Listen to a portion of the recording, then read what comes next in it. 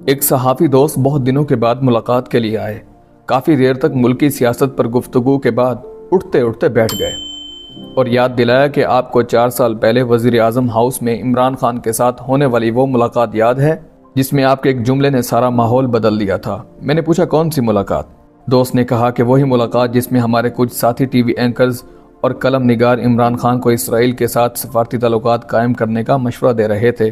خان صاحب خاموشی سے یہ مشورے سنتے ہوئے بار بار آپ کی طرف دیکھ رہے تھے، لیکن اس دن آپ بھی خاموش تھے۔ پھر خان صاحب نے آپ کی طرف دیکھ کر کہا، جی حامد آپ کیا کہیں گے؟ آپ نے خان صاحب کے سر کے اوپر لٹکی ہوئی ایک تصویر کی طرف اشارہ کر کے پوچھا، مسٹر پرائم منسٹر یہ کس کی تصویر آپ کے اوپر لٹکی ہوئی ہے؟ یہ بڑا لیڈر ہے یا آپ بڑے لیڈر ہیں؟ خان صاحب نے سر گھما کر اوپر دیکھا اور کہا، قائد اعظم محمد علی جناح ہم سب کے لیڈر ہیں۔ اس کے بعد آپ نے کہا کہ قائد اعظم کے پاکستان میں صرف قائد اعظم کی پالیسی چلے گی، آپ کی یا میری پالیسی نہیں چلے گی۔ پھر خان صاحب نے یہ کہہ کر ساری بحث ختم کر دی کہ اسرائیل پر میرا وہی موقف ہے جو قائد اعظم محمد علی جناح کا تھا۔ میرا دل اسرائیل کو تسلیم کرنے کے لیے نہیں مانتا۔ دوست نے خان صاحب کے ساتھ ہونے والی گفتگو یاد دلا کر پوچھا کہ اگر عمران خان اسرائیل کے ساتھ تعلقات قائم کر لیتے تو کیا ان کی حکومت ختم ہوتی؟ میں نے اپنے دوست سے کہا، آپ وہ حالات یاد کریں جن کے تناظر میں عمران خان کے ساتھ اس ملاقات کا اہتمام کیا گیا۔ یہ ملاقات 2019 میں ہوئی تھی اور 26 فروری 2019 کو بھارتی ایئر فورس نے پاکستان کے علاقے بالاکوٹ پر بمباری کی تھی۔ اس دوران یہ اطلاعات آئی تھی کہ اسرائیلی طیاروں نے راجستھان کے راستے پاکستان کی ایٹمی تنصیبات پر حملے کا منصوبہ بنایا تھا، لیکن پاکستانی ایئر فورس کے جان بازوں نے بھارتی ایئر فورس کا جو حشر کیا، اس کے بعد اسرائیل کو حملے کی جرت نہیں ہوئی۔ اس دوران جنرل قمر جاوید باجوہ نے میرے سمیت کچھ دیگر صحافیوں کے ساتھ یہ گفتگو شروع کی کہ ہمیں اسرائیل اور بھارت کا اتحاد توڑنے کے لیے اسرائیل سے بات چیت شروع کرنی چاہیے۔ باجوہ صاحب چاہتے تھے کہ میڈیا اس بحث کا آغاز کرے، لیکن میرا موقف تھا یہ بحث پارلیمنٹ میں ہونی چاہیے۔ بہرحال انہوں نے عمران خان کے ساتھ میڈیا پرسنز کی ملاقات کا اہتمام کیا۔ اس ملاقات میں عمران خان نے اسرائیل کے ساتھ تعلقات قائم کرنے سے صاف انکار کر دیا۔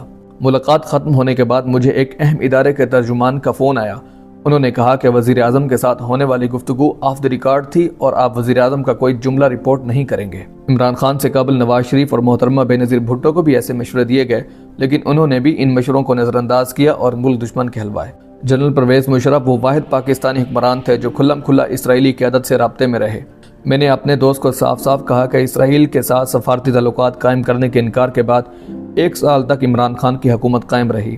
خان صاحب کے خلاف تحریک عدم اعتماد مارچ 2021 میں آئی اور اس کی وجہ یہ تھی کہ انہوں نے فوج کے اندرونی معاملات میں مداخلت شروع کر دی تھی۔ میرا صحافی دوست آج بھی عمران خان کی محبت میں گرفتار ہے، لیکن آج کل اس محبت کے اظہار میں بڑا محتاط ہو چکا ہے۔ میں نے اسے کہا کہ اگر 2019 میں ہم باجوہ صاحب کی باتوں میں آ کر اسرائیل کے ساتھ دوستی کے گیت گانے لگتے تو سوچو آج ہمارا ضمیر کتنی ملامت کرتا۔ مارچ 2019 میں عمران خان کو اسرائیل کے ساتھ دوستی کے مشورے دینے والوں میں ہمارے ایک ساتھی کافی آگے نکل گئے۔ 7 مارچ 2019 کو میں نے عمران خان کے ساتھ ہونے والی ملاقات کی کچھ تفصیل روزنامہ جنگ کے کالم میں لکھی تو یہ ساتھی بہت ناراض ہوا۔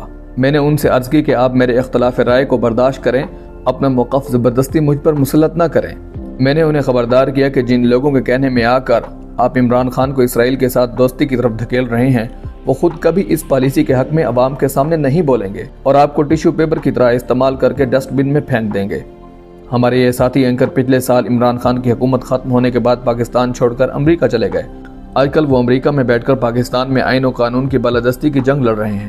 اگر عمران خان نے ان کی بات مان لی ہوتی تو مولانا فضل الرحمان اکتوبر 2019 میں اسلام آباد سے واپس نہ جاتے، بلکہ اپنے ہزاروں ساتھیوں سمیت وزیر اعظم ہاؤس کے اندر داخل ہو کر دم لیتے۔ مولانا فضل الرحمان کو بھجوانے میں جنرل باجوہ اور جنرل فیض نے اہم کردار ادا کیا تھا۔ اس کا مطلب یہ ہے کہ مارچ 2019 میں اسرائیل کے معاملے پر عمران خان کے انکار کے 7 ماہ بعد بھی جنرل باجوہ اور فیض تحریک انصاف کی حکومت کا تحفظ کر رہے تھے۔ آج جب عمران خان اڈیالہ جیل پہنچ چکے ہیں تو مولانا فضل الرحمان فرماتے ہیں کہ میں چاہتا ہوں انتخابی میدان میں میرے مخالف کے ہاتھ پاؤں بندھے ہوئے نہ ہوں، بلکہ وہ بھی کھلے ہاتھوں سے میرا مقابلہ کرے۔ شاید مولانا صاحب کے اس بیان کی وجہ سے تحریک انصاف کا ایک وفد ان سے ملاقات کرنے گیا اور ان کے خوش دامن کے انتقال پر فاتح خوانی کی۔ اس ملاقات کے بعد عمران خان اور مولانا فضل الرحمان کا سیاسی اختلاف برقرار ہے، تاہم یہ اچھی بات ہے کہ سیاسی اختلاف کو ذاتی دشمنی میں تبدیل کرنے کی روایت کو توڑا گیا ہے، کسی کو اچھا لگے یا برا۔ اصل حقیقت یہ ہے کہ جو سیاستدان، صحافی یا وکیل کسی جنرل باجوہ کے ہاتھوں کا ٹیشو پیپر بن جاتے ہیں، ان کا آخری قیام تاریخ کے اس ڈسٹ بن میں ہوتا ہے جو اردو میں کوڑا دان کہلاتا ہے۔ اپنے ارد گرد نظر دوڑائیے، آپ کو ایسے کئی سیاستدان، صحافی اور وکیل نظر آئیں گے جو آج چھوٹے چھوٹے مفادات کے لیے سچ کو جھوٹ اور جھوٹ کو سچ قرار دے رہے ہیں، آئین کی کھلم کھلا خلاف ورزی کو ملکی مفادات کا اہم تقاضا قرار دے رہے ہیں۔ یہ سب اس دور کے نئے ٹیشو پیپر ہیں، استعمال کے بعد انہیں بھی کہیں پھینک دیا جائے گا۔ میری باتیں انہیں اس وقت یاد آئیں گی جب ان سب کا استعمال ختم ہو جائے گا۔